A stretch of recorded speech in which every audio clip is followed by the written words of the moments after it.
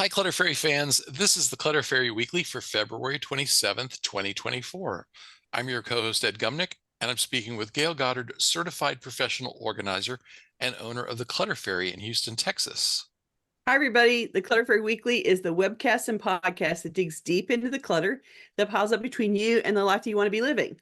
We explore the habits and behaviors that lead to clutter, and we suggest strategies to slow the accumulation, reduce the collection, and comfortably manage the stuff we decide to keep. If you're new to our Zoom meeting, we want to let you know that you can share your comments and questions via the chat, and I'll try to make sure Gayle addresses them before we move on to another topic. You can also use the raise hand feature if you'd like to make a comment or ask a question yourself via audio or video. And we're streaming the webcast live on Facebook as well, so I'll monitor your questions and comments from there. We're going to start by talking about last week's Weekly Tittle, which was called A Fresh Start. The assignment was to come up with a plan for tasks to include in your spring cleaning regimen and ones to leave out, a sort of kinder, gentler approach to spring. Let's hear from our participants in Zoom and on Facebook. Who drafted a spring cleaning project plan this week? Please let us know in the comments. Gayle, have you started your spring cleaning yet? Hi. I did actually do some things that I would consider to be spring cleaning prep. I went over to the washing machine and realized that I have two containers. I have cleaning supplies that the maid uses when she cleans the house. And one of them had a bunch of rusty stains in the bottom from the cans. And I picked up some cans and realized that the bottoms were rusty. And so I pulled that out and scrubbed the inside of the plastic container and got it clean again and taped up the bottom of the cans that were rusting. I get out, duct tape or packing tape or whatever and cover those up so that the rusty rims don't continue to stain things. And I wiped down, I got out a Clorox wipe and wiped down the top of the washing machine. It was dirty and dusty, and wiped some of the edges where some of the stuff goes. And so I did a little cleaning around the washing machine. It was one of the things that we talked about, and so It was fresh in my mind. And I was doing laundry and I looked at it and I was like, I need to take my own advice. I need to clean this right now. And so I did. And it involved, pulling those, there was actually two containers, and I pulled everything out and cleaned it all and wiped down things. And I even went so far as like you use cans for a while and then they start to get dirty and get muck on them. I actually washed some of the cleaning supply cans, wiped them down so that they were, sort of fresh again. And so that felt like a spring cleaning thing to me for sure. Yeah, I didn't really do any myself, but I did supervise some. You were the guy in charge. Well, and answering Jaime's questions, that when it comes to the kitchen, he always has to come to me and say, what the heck do I do with this? And so I supervise some spring cleaning. That works. That totally works. Anita's got her hand up, so let's ask Anita. Hey, Anita. Do you have a tittle report? Yeah, I planned something and I did it and I completed it. That I have a guest room, and I thought that my grandson and his girlfriend were coming to stay. Right. Oh, right. But I remember there was a weird odor in there, and I thought, I think I might have a mouse, maybe a dead mouse. Well, I found out that he's going to stay in a hotel when he comes, but I did it anyway. I got everything out of the walk-in closet and I cleaned it, and we got this new spray called Poof, which is supposed to kill all kinds of organic odors, but they tell you if there's anything on the ground, you got to pick that up first. Right. But I did what I found mousy stains along like a 13-foot wall and then across.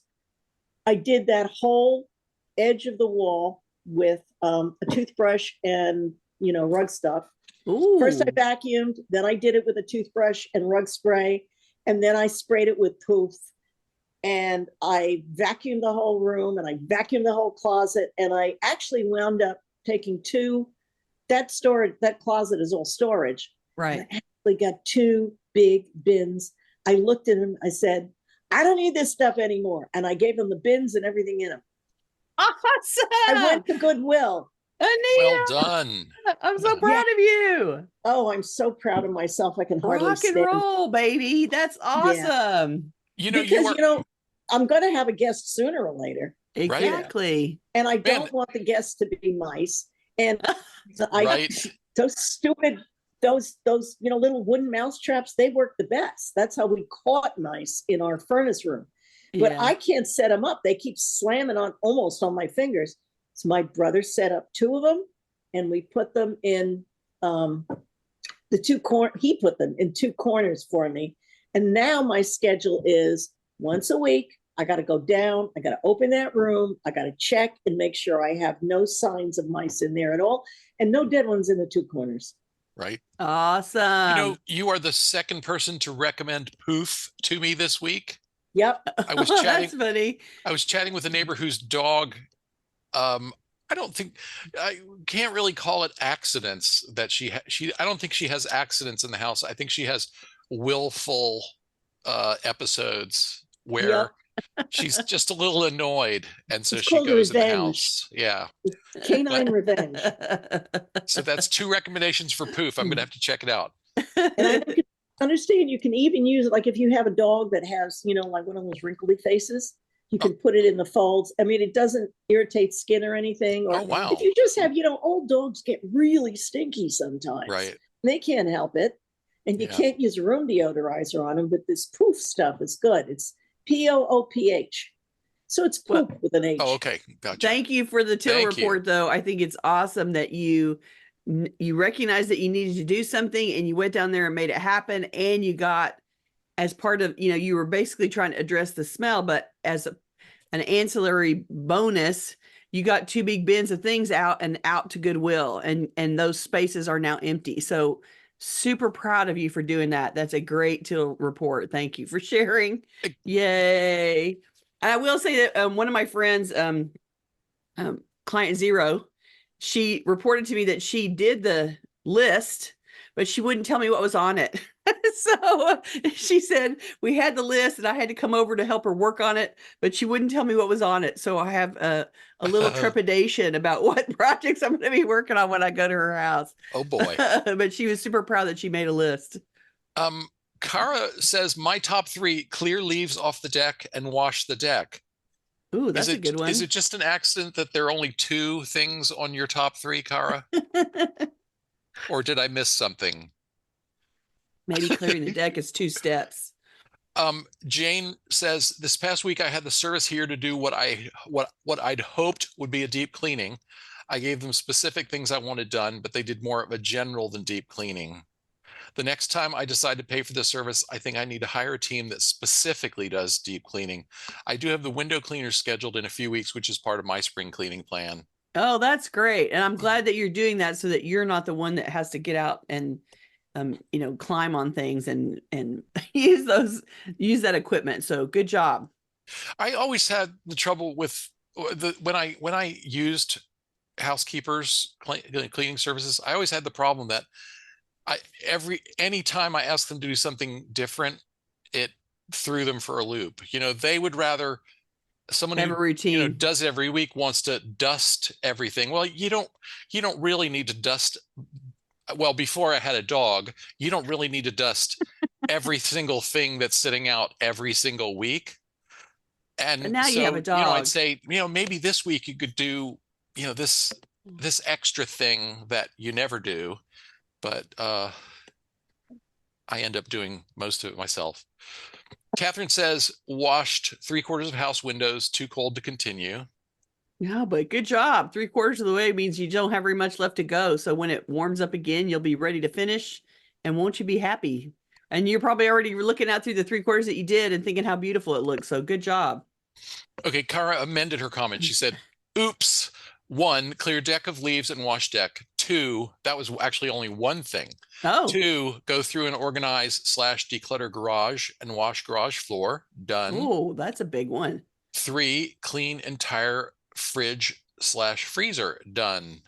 Yeah. 4, oh, she has more. 4, call window washing company for bid. Done. And I have more listed, about 9 more. I'm excited. That's awesome. Good job. You guys are rocking the spring cleaning right now. Yay. That's wonderful. Lisa Beth says, I updated my plan to remove outdated things and include new things caused by a tornado slash derecho last June. Oh, goodness. Um, CJ reports, Mom and I made a spring clean plan to finish sorting and clearing out her storage unit before the end of this month, Oh, so that's as a to good one. stop paying that expense once and for all. We're on track. We've reduced it to less than 50%. That's huge. That is great. And you definitely want to be doing it while you can tolerate being out there. You know, in the dead of summer is not a good time to try to be emptying a storage unit. So go team, go. You're doing a good job. I'm so glad that you're doing it now. And you will feel so much relief when it's complete and you hand the key back to the guy. You'll be so happy. That's really wonderful. Come and tell us how it goes. We'll keep cheering you on while you do that. Christina says, cleaned my windows and windowsills and prepped my pots for my spring plantings. Went through Yay. my pots and donated ones I don't really like the color of. There you go. So you don't need to keep them, right? Good job. Sherry says, I ordered supplies, but still haven't written a plan or started on it yet. That's okay. We launched this topic early this year so that people would put some thought into it and try and Have a get plan a leg up by first, having a plan. right? You got the supplies. That's step one. M says, I put cleaning the insides of kitchen drawers on the spring cleaning list and actually cleaned one of the dividers. Oh, excellent. Very nice. And you don't realize how I find this in the silverware drawer, that you open the silverware drawer and there's that tray in there with all the slots in it, right? And you go to pick up a fork and you look in the tray and there's gras doux in the tray. Like it's a closed cabinet door. I mean, it's a closed drawer. How does food or crumbs or whatever get in there? And yet somehow they magically appear.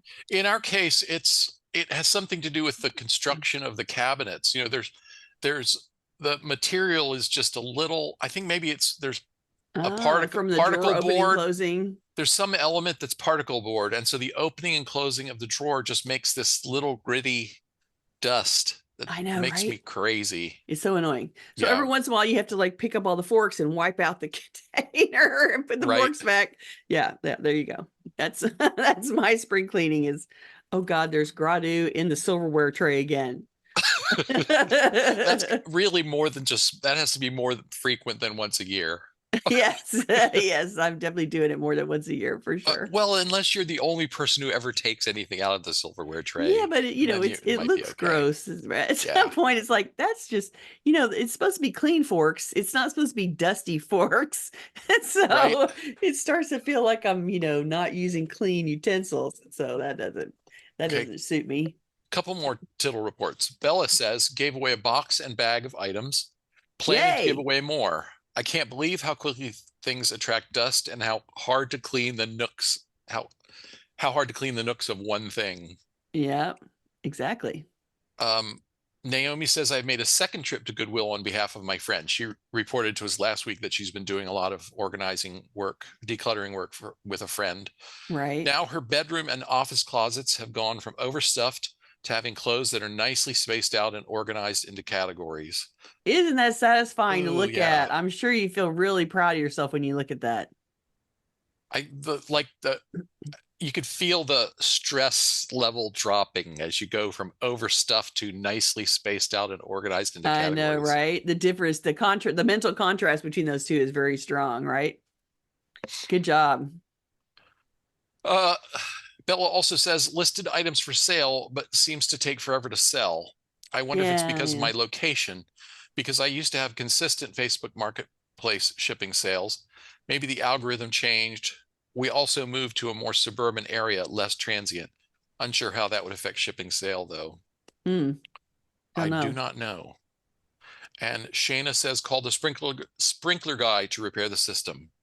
Hey, all these, you guys are like ticking off your to-do list. I'm so proud of you. It was a very productive week. Y'all are really cracking on it. That's awesome. And it seems like they're annoying tasks, but you get the satisfaction of checking them off the list and then not looking at your sprinkler system and going, oh, I've got to call the guy.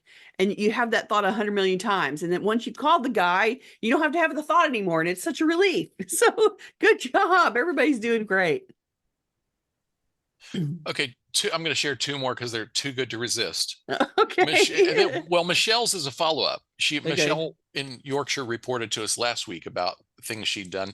And today she says, I started work on my artwork this week, identified 4 to go up in the kitchen and took 2 of them to a local craftsman to make frames for them. Identified 3 to go up in the office and at least 1 to leave. Then spent 3 hours decluttering my dad's house to allow the cleaner to get in on the ground floor. Made major headway there, and he has asked me to look at other areas next week. Oh, isn't that great? So he feels comfortable with you doing it, and you can get it done now and be helpful for him. And that is really wonderful. Good for you. And good on you about figuring out where the paintings are going to go and like getting them up. And, you know, if you don't want them, getting them out. And great job. You're rocking it, Michelle. Good job. And our last one for today, last tittle report for today comes from JC, who says, we did entire balcony garden for next spring full moon. We'll hose off the spider webs and cocoons and take them back to the forest where they'll be happy. Good job. That's a lot of outdoor work, you guys. You're doing great. Okay, we should probably get on to our main agenda. We have 3 different topics. We're answering viewer and listener questions and talking about short topics that were suggested to us by our audience in our surveys and through our other channels. And the first one we're going to talk about today is convenience versus clarity. We're going to talk about striving for balance between convenience and clarity. What do we mean by this exactly? Christine offered this topic in a response to a recent survey, so we're going to start the conversation with her words. Christine writes, I read that patients with dementia are able to do a good job of brushing their teeth on their own if the bathroom counter has only toothpaste and a toothbrush out instead of a bunch of other stuff out on the countertop. I think being able to put most things away in bathroom drawers or behind a cabinet and take them out only when needed would help allow the mind to focus. Having lots of things out is definitely convenient, but on the other hand, it can be confusing. I don't have dementia, but I would like to use this idea of putting things out of sight to help me get other things done. And she gives an example. Even doing the dishes, I have too many cleaning supplies out on the kitchen counter where it's convenient, but messy. I think the clutter is making me not want to get the dishes done. Just too many different sponges, dish soap, dishwasher detergent, microfiber cloths, dish drying towels, dish drying racks, etc., are out in the open. So Christine suggested we discuss the convenience of having lots of stuff out in the open versus the clarity of being able to focus on only one thing at a time. And this is a really interesting idea to discuss. The idea of balancing having things out on the surface because it's convenient versus those things being out and also being a distraction. So could making our environment simpler and less cluttered help us gain back some of the ability to focus and concentrate that maybe we've lost? As Christine says, I think this applies not just for those with dementia. All of us have reductions in some capacities as we get older. Our mobility, flexibility, and ability to focus lessening over time. So the idea of lessening the distractions where we're actively doing things just makes logical sense to me. This is where the concept of frequency of use helps us make decisions about what could be out on the counter versus what needs to be put away. With limited counter space and the need to use something every day to function, what stays on the counter for convenience can be filtered based on the frequency of use.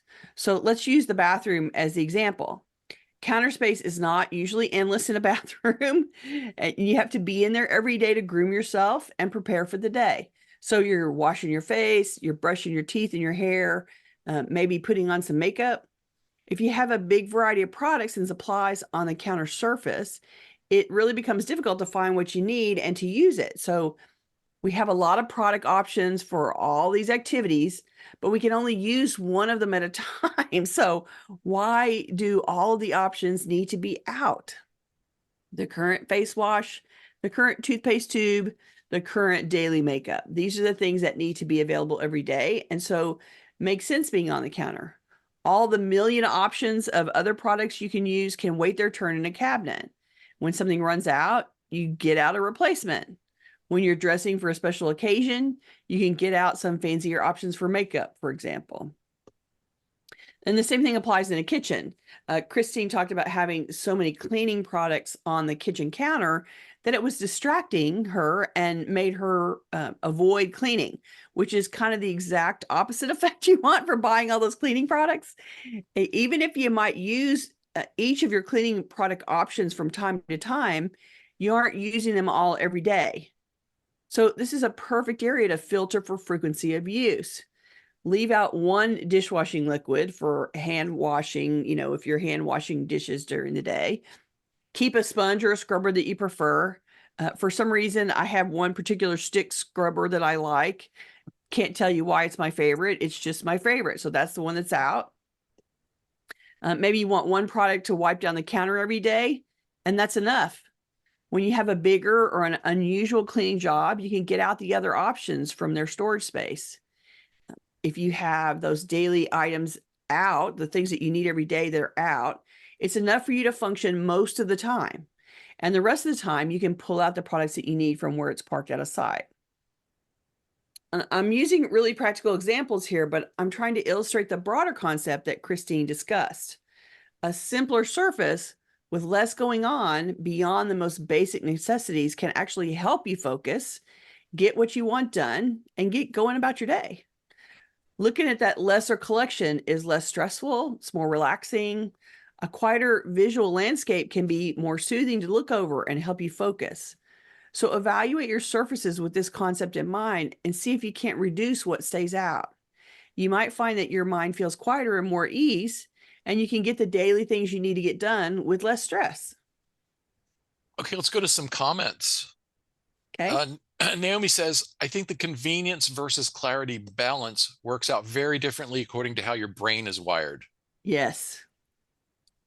I agree with that. Do you have any thoughts on, are there people who need to leave more things out because they need the triggers? They need there are tasks they won't remember to do if the thing is not out and visible.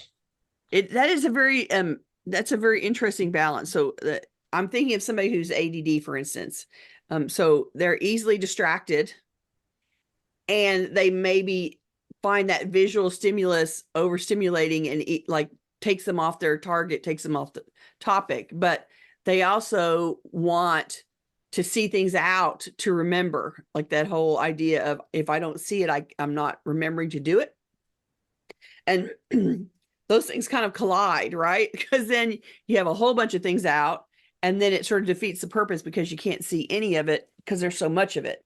And so it really is a balance for someone like that who needs to remember to do things and needs some visual cues sometimes to make that happen, but also gets easily distracted by the volume, right? And so it's a harder path for somebody coming from that position, and they have to work at coming up with ways to help them remember without leaving it all out. I heard a wonderful lecture at an APO conference once by someone who is ADHD and also an organizer. And she talked about how she would get out of the house with everything that she needed. And one of the things she did was she would take little yellow stickies and write, I need, don't forget to take XYZ. And then she would stick it on the door, the front door, and have it be hanging out so that it would be fluttering when she opened the door. And she needed that movement to stop and look at the sticky and see if she got everything. And so it was sort of her way of making a list of things to take. And she would try to pack stuff up the night before, but then there would always be things that she would have to pick up or remember to grab as she went out the door.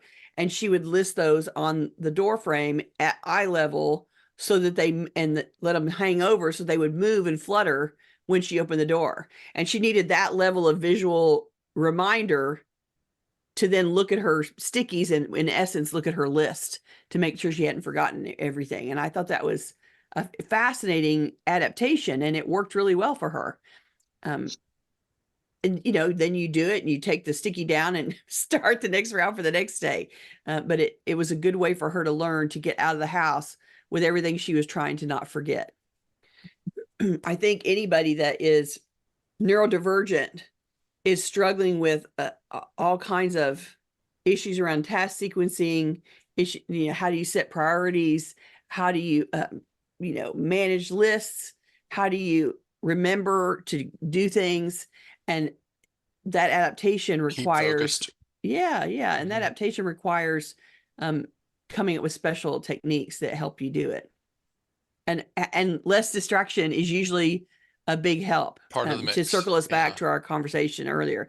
Yeah, it is part of the mix for somebody who, if you're easily distracted, the more things that are out, the more you're going to struggle during the day. And so figuring out that balance or alternate ways to remember things besides having them out. Having it out as the logical sort of natural response, but it is also torpedoes people a lot. Yeah. Because there's too much to remember, and then there's too much out, and then you can't see anything for the chaos that is existing then. Sam says, one thing at a time for me. Each task is only done when it's back home in its place. Getting yourself to the end of the task before you are distracted to the next one. It's hard to do that, and good job for you on focusing on that. And I think it is worth the effort to go, okay, I know I want to go over there, but I'm not done with this and I need to go finish this, because getting to that completion gives you a level of release and lets go of something that's been nagging you. And so I think it's important to try to get to the end of that task first. And good job. I'm a little bit off that end of the spectrum. Yeah. In that, like, if I'm working on a drawing or something in the evening and I really want to continue it the next day, I will leave that particular drawing and the pencils and erasers I was using for that out instead of putting them away, because there are always so many things clamoring for my attention. I don't want to forget tomorrow that I wanted to work on this again, Right. But I guess that's part of it for me, is my memory is not the best. And so I will leave notes to myself in the form of things, like I emptied something while I was cooking. And so I leave it there on the counter. It has to sit there on the counter until I get it put on a shopping list. Ah, right. That's good. But I think what's interesting, what you just said was you left out the one piece of artwork that you were working on. Right. And the tools for that piece of artwork. So you're not leaving out 15 pictures. Right. Or projects that are in the middle of being done.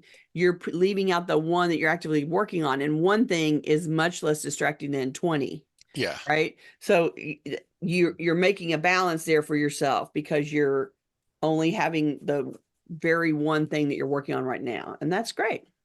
Linda says, clarity with fewer things out is helpful for me. I find that I don't mind taking things out or putting things away now that I have decluttered to the point where there's plenty of room to reach in, to grab something and place it back. Easy in and out, right? You don't, when it's hard to put something away, it's a big barrier to entry. It's hard to get it. It's hard to make you do it. So good for you that you've gotten it to the place where you can easily put things away. And that means that you can comfortably put things under the counter, put things in the cabinet, and not worry about them until you need it for something. That's great. That's good. Kara says, I prefer to keep everything away in the kitchen and bathroom and grab it when I need it and then put it away. Now I'm thinking about this concept with my crafts. I think if I pare down or thin the herd, I'll have more clarity and focus on what I want to work on. I think you're right. And craft supplies breed. They grow when you're not looking, and they become, they get added to quietly, and you go shopping and add more, and that collection gets bigger and bigger, and you lose control of what you have in there. But if you can thin it down to stuff that you actually want to work with, it makes it easier for you to find the next project, and it makes it easier for you to get through the supplies, and they still don't all have to be out. So shift that concept to your crafts and see if you can improve your creativity a little bit. I have had conversations with artists who have said, I can't go in my studio anymore. It's too distracting. It's too awful. And I don't feel like working on anything in there. And if you've gotten to that point where the chaos is so distracting to you that it shuts down your creativity, then it sort of defeats the point of having a craft room, right? You're not having any fun that way. So getting it down to a level that doesn't distract you and instead inspires you and allows you to be creative is certainly the goal in a craft room. So dial it back until you don't feel so overwhelmed. Okay, 2 more comments on this, and then we'll move on to our next topic. M says, I have a friend who uses stickies. She handed me an item in a bag that had a sticky on it with "Give to M" written on it. Then another sticky, "Take off sticky before giving to M." And then she didn't look at all her stickies, did she? And I'll give the last word to Naomi, who says, but I need a to-do list where the first item is, remember to look at your to-do list. Yeah, we all have that problem, right? We make the to-do list and then probably stop looking at it for a week. Yeah, I totally get that. All right, our second topic today is avoiding consumerism. We want to talk about how to avoid falling victim to ads and consumerist messages that add to our clutter. Jane from Saskatchewan suggested this topic. Jane asked, do you and Ed have an active plan for how to avoid advertisements and societal pressure for material possessions? First, Ed found a really wonderful article about consumerism and signs that you're excessively consuming. So let's see if you recognize yourself in any of these. One was if you buy more than you planned regularly. So if you leave with a list and a plan to shop and always come back with more than's on your list, that's a sign that you're excessively shopping. Do you accidentally buy things that you already have? Another sign of buying too much. Do you regret your purchases after the fact? Buyer's remorse is a real thing and a reflection that you acted on impulse rather than planning and need. And here's one that always surprises me. You regularly hide purchases, usually because those purchases were not in the plan. They were over budget. They already exist in some form in your house, and they don't represent an actual need. If you're hiding purchases from other people in the house, you know there's something off about doing it, and you don't want to explain it to someone else in your household. I have lots of clients that do that. And I remember the first time that I encountered something, it was when I was in my 20s. And she laughed about, she would go shopping and put things in the trunk and then sneak those things into the house later. And I thought, that makes no sense to me at all. Why are you doing that? And it was all about hiding it from, the other person in the house. It's like, wow, is that really necessary? But for her, it was, and it was because she was buying stuff she didn't need and affecting their budget. Jaime should probably be hiding some of the video game controllers and doodads he buys. Oh, so next, our viewer wanted some ideas to avoid marketing and societal pressure. So here's some things that we thought about that could help. Unsubscribe from everything you can possibly think of. It seems like every time you buy something from an online vendor, you end up on their mailing list. This is no accident. Some retailers bury the "may we add you to our mailing list" question in the fine print as you're placing the order. And others have the yes box checked by default. So you have to actually uncheck it to avoid being added to their list. They make it, you have to opt out. That's basically called opting out. You have to opt out manually in order to keep from getting on their list. Right. And so some others don't even bother to ask. They just assume that if you're buying something, you'll want to get email from them. So guess what? Just because they added you to their list doesn't mean you need to stay there. So make a habit of hunting down the tiny little unsubscribe link in the messages you get and take yourself right back off that list. If you ever want to order from that vendor again, it'll probably only take a moment to find the site. So don't worry about it being difficult for you if you unsubscribe from a bunch of stuff. The second one is get rid of magazine subscriptions. Magazines are some of the worst offenders for their ratio of advertising to editorial content. Like the stuff that you read is surrounded by millions of pages of ads. And although it's fun to flip catalogs and to flip magazines, all it does is its job, which is to stimulate your desire to buy something. And so flipping a magazine where you're seeing constantly ads going by trying to get to the article you wanted to read, it's just triggering you to think that you have to have that thing. And you know, the day before you open that magazine, you never heard of that thing. And so I don't know why you think you are going to die without it the day you actually see the ad, but it means that they're doing a great job with the ad. So not seeing those ads will help you. And it's a case to be made for throwing out catalogs right away so that you don't even flip them, because flipping them a catalog is just front to back advertisement for you to go shopping. So removing that temptation from you, removing that visual stimulus is a great thing to help you control your shopping a little better.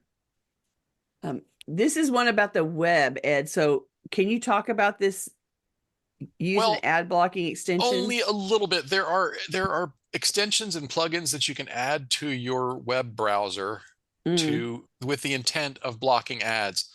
But the big caveat there is they're never perfect, and they may unintentionally interfere with the content that you're trying to see. And so if you do decide to look for an ad blocker to your browser, you have to make sure you learn how to use it, learn how to disable it when it conflicts with a site whose content you enjoy. Yeah. Usually with an ad blocker, you can tell it, don't activate the ad blocker on such and such a site. You know, if you've got a news site you read that the ad blocker completely messes up and you want to make it an exception, you can do that. Right. So that otherwise it'll let you read what you want to read. That's for the more, computer savvy of you. That's a suggestion for those of you that are computer savvy.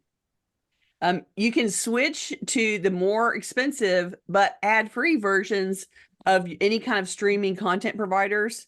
I'm thinking about, think about YouTube, for instance. You can watch YouTube.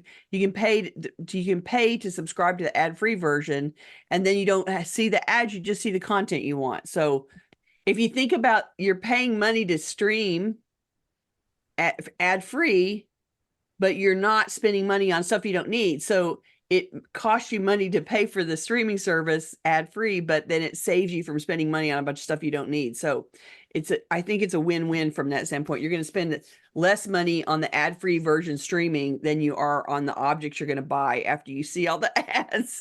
So just a thought. I'm going to add one more that wasn't on our list. Jane commented, related to this topic, I was looking for something on Amazon last week, and this week got a snail mail postcard from one of the companies. I was shocked and knew my search triggered the snail mail. I'm used to seeing apps and online feeds, ads in online feeds, but the snail mail from a company I have never purchased was new. For awareness, I've not yet bought the product, so the snail mail wasn't because of a purchase. Wow, that's amazing. And here's the tip I'm going to add here, which is use for at least the first stage of your shopping, use incognito mode if your browser supports it. I know Chrome does. That's my browser of choice, but I think there's an incognito mode or something similar to that, and that keeps the search engine from knowing exactly who you are and where you're coming from, and being able to match that to demographic data that they've collected on you. Right. So Jaime has actually suggested that as he does that when he searches for flights. He goes into incognito mode and goes to Google Flights, so that all he gets is the best price they have to offer, not the ticket they're trying to sell him. Right. Oh, that's a good idea. So basically we're just suggesting ways for you to avoid the constant barrage of marketing messages that help trigger your sensation that you have to have that object and that you need to go buy something. So lots of people's biggest advertising exposure comes in the car during the daily commute. So if you are listening to commercial radio and listening to a bunch of ads all the time in between while you're listening to music, you can switch from that commercial radio to streaming your own music or podcasts or lectures or audiobooks, so that you're buying a podcast, or you're buying an audiobook, or you're downloading free free podcasts, or you're buying the music, but then you have your own playlist and you're playing it without interruption. And I have to tell you, I find that much less stressful than listening to the news in the car these days. So I'm happy to listen to my own playlist, and it limits how the daily news affects my mood. So you can do the same thing about advertising by not listening to radio that is streaming a bunch of ads at you while you drive. Next one is, don't go into a store without a shopping list. Then you can put your focus on finding the things on the list and getting out of there as soon as possible. And make it a game to see how fast you can check the items off the list. And this is referring back to our idea of gamifying everything. You can make it a game. You have a list. You go into the store. How fast can you find the items on the list and get to the checkout and get out of there? And so that can be the game of, I have 5 things to find. How fast can I do that? How many minutes can I do this in? And let that be your race. And then you're focused on winning the game and finding the items and not paying attention to all the other things that are clamoring for your attention. One suggestion from this Consumerism article was to make shopping hard or inconvenient. Amazon has made billions by making impulse buying as easy as anybody could ever imagine. And Mr. Bezos definitely tapped into the game of, I have a thought, I click some buttons, and it shows up at my house the next day, which is the definition of impulse shopping. And the article suggested setting extra parameters on your shopping, like I'm only going to buy organic materials, or I want to buy eco-friendly products, or maybe only things that are made in the USA. These extra criteria attached to your shopping slow you down and make buying more inconvenient, because you have to find products that qualify to your parameters. So it's not as easy to complete the impulse buying when you have to stop to find out if the product is eco-friendly or organic. So a slower buyer is a thinking buyer and not controlled as much by the marketing ploys to impulse buy something. So it's a great way to disrupt your automatic impulse to click something quickly and make more money for Mr. Bezos. That's what I'm saying. Who arguably has plenty of money already. He's got plenty. He doesn't need more. Linda says, I've switched to reading e-magazines from the library, and that format seems to help me focus on the articles and quickly swipe past the ads. Plus, I remind myself frequently that I have enough. I am enough. That's great. I like that. I also like the I have enough, I am enough mantra. While you're shopping, you can say that too. Like if you're actually having to do shopping out or online, you can be having that thought in your head while you're shopping. And what a great idea. That's a good one. I think I mentioned to you that I'm reading Joshua Becker's The More of Less. It's one I'm considering we're talking about on the show. And one of his questions that he suggests asking is, what problem does this solve?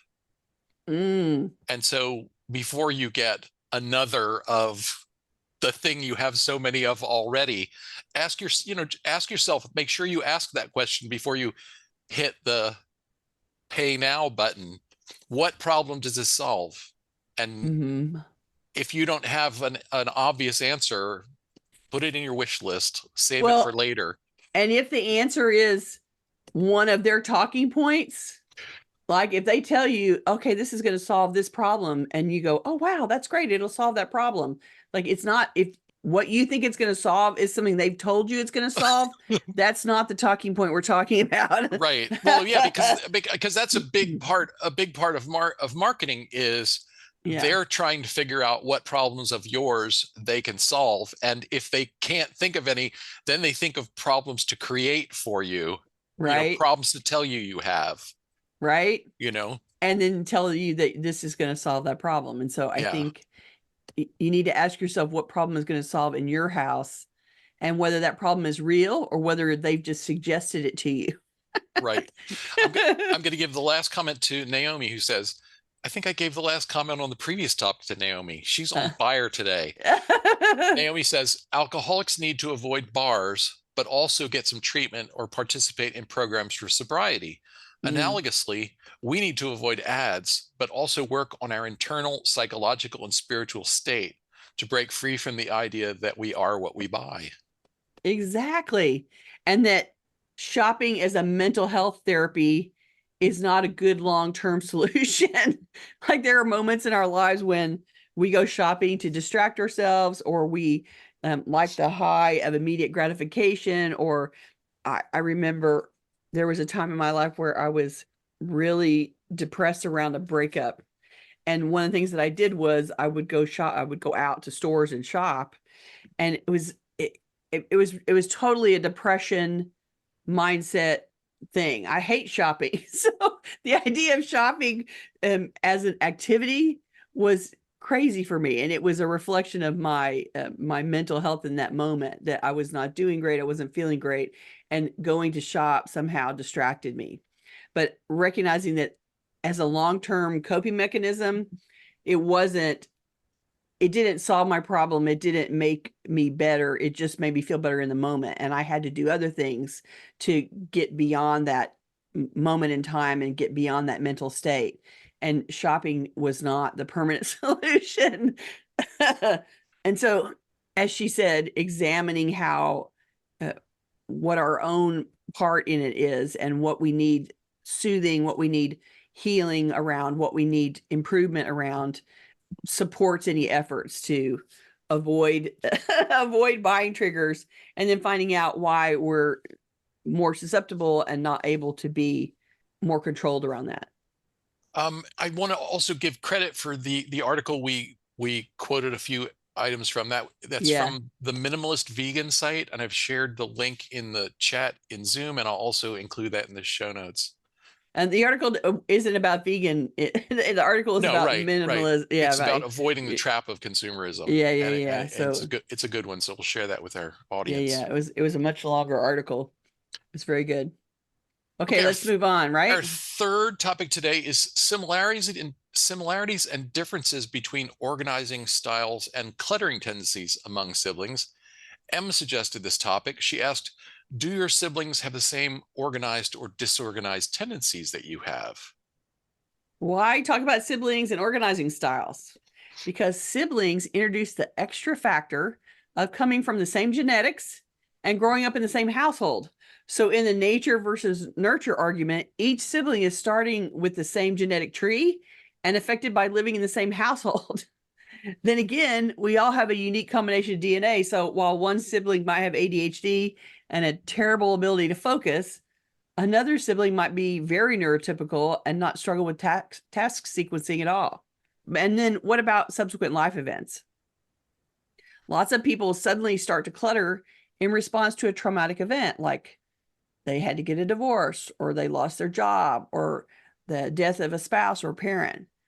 This will likely only happen to one sibling and not to both equally. Well, not the death of a parent one.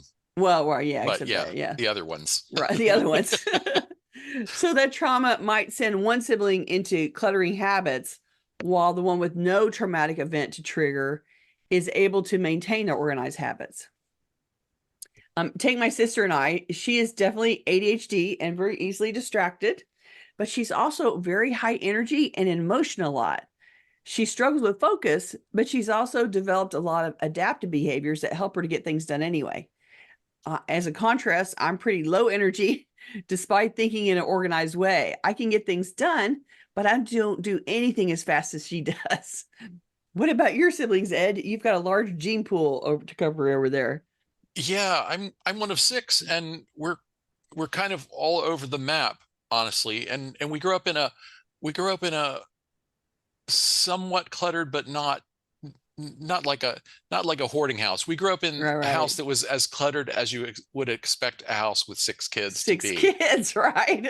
And if people were coming over or something like that, there would be this sort of mad frenzy driven by mom's desperation, where we all scrambled to find and put away our own stuff, clear the public areas. Yeah, and I'm probably, of the 6 of us, I'm probably toward the uncluttered end of the spectrum. I like things pretty clean and Spartan, and if I were living by myself, it would be pretty clear. But I think that choices you make, lifestyle choices you make, the things you like to do, and your spouse and their inclinations Right. are a huge influence. As I look at my siblings, I see, in every case, the spouse is part of the equation for how they live and How it shakes out. how it shakes out. And my sister, who runs the what do you call it? She has a resale business. Yeah.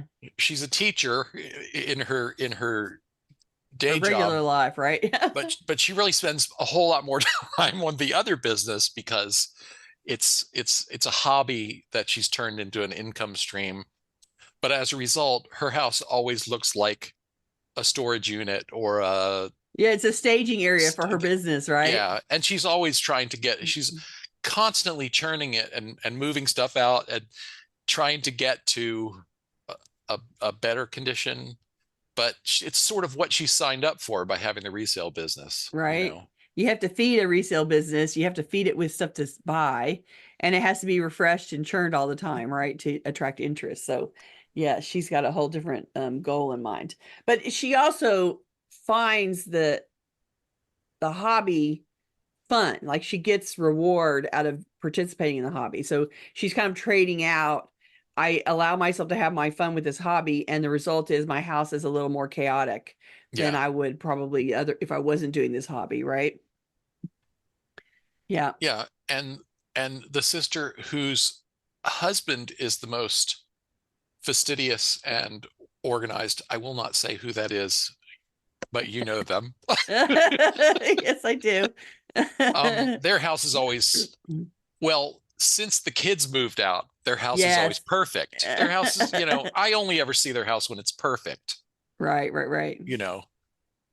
Yeah. And I realize that we mostly only see other people's houses when they're perfect if they're having a dinner party or something, right? So that's not really not the best. It's hard to judge in that situation. I know that there's a box with mail in a closet somewhere that they swept off the counter and stuck in the corner, right? I think, people have me over for dinner and then they're like, oh God, Gayle's going to notice all the things that are wrong here. And it's like, no, I'm off duty. I'm not thinking about that. I'm here to have your lovely food. I'm not here to think about your stuff. Oh gosh. Kara says, my brothers are collectors, as am I. I have worked hard to overcome this.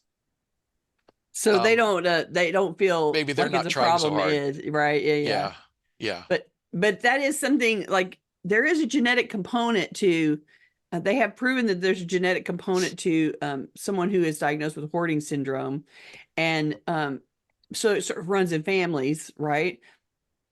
And if you collectively are on that end of this, not necessarily into hoarding, but if you're sliding down the scale a little bit towards, we're all collectors, my parents were collectors, we learned that was part of our fun, that was our family, something we did together as a family or whatever. If you have that gene from your parents that collecting seems like fun, then all of you are going to have to decide at what level it's a problem for you. And it sounds like Kara is on that journey to shift that parameter a little bit, so she's not collecting as much. Right? Good job. Diane says, my sister is a neat freak, me not so much. Anita says, my brother vacuums and then takes apart the vacuum to clean it. I empty the dustbin on the vacuum and move on. See, we all have our levels, right? And we all have the things that irritate us or that feel like are the most important thing to do. And we can't believe that other people don't do it the way that we do it. So we all have our thing, right? Yeah. Especially around cleaning. Well, my mom, I think her natural tendency, she was an only child of an only child. And so I think her natural tendency was everything should be in a place for everything and everything in its place. But she decided to have 6 kids. And so silly girl. I think the compromise she made was the kitchen. And so before she could go to bed at night, the kitchen had to be sterile. And I still joke, I'll go in the kitchen and clean for half an hour, 45 minutes, and I'll come out and I'll say to Jaime, well, it's not Gene Gumnick clean, but you're not going to get sick from eating anything we prepare in there, you know? Right. And I'm sure your mother was like, I have 8 people in the house that I have to keep well. And Right. therefore I cannot contribute by having this kitchen not be safe. Right. I can But I see think it was really more about clean. It needed to sparkle. It wasn't, I don't think she was really thinking about look safety. Pretty. It needed to be, yeah, it was, it needed to be clean, as clean, so clean she knew that every surface was perfect. There you go. Okay, we are out of time, so we need to talk about next week. Gayle, would you believe it's been almost 3 years since we dedicated a whole episode to the topic of paper? That's crazy. You're kidding. And many of our audience members continue to struggle with paper. So it's a big part of my business, man. We're going to talk next week about helpful approaches to both types of paper challenge, the new paper that keeps coming in and the backlog you're desperate to eliminate or reduce. I don't have a clever title for that one yet, but we'll be back next week, Tuesday, March 5th at the usual time. Okay. Why don't you give us the tittle? Okay, this week's tittle is titled Seeking Clarity. This week's assignment is to explore your personal balance between clarity and convenience, like we talked about earlier.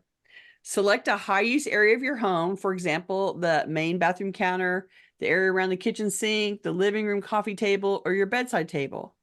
Set a frequency of use threshold, the target tolerance level for items left out in this area.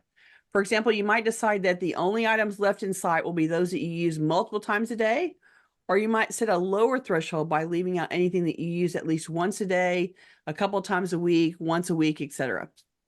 Pick the threshold that you want. Remove from the space and put away anything that doesn't meet the frequency of use threshold that you've decided on.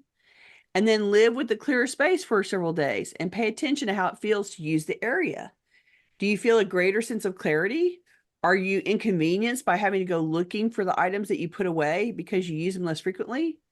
Then make adjustments as needed to the frequency of use threshold you define for this area and continue to live with the new arrangement and notice what you notice. See how it affects your ability to function and how you feel while you're trying to function, and see how that impacts your how you start your day. And come back and tell us about it. Okay, if you're watching this on YouTube, we would love for you to join us live. To get notifications about upcoming events, we invite you to join the meetup group by visiting cfhou.com/meetup. You can also follow us on Facebook by visiting cfhou.com/Facebook, or join our mailing list by visiting cfhou.com/subscribe. And we do not spam you.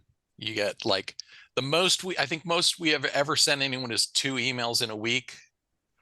And usually we're sending you the survey.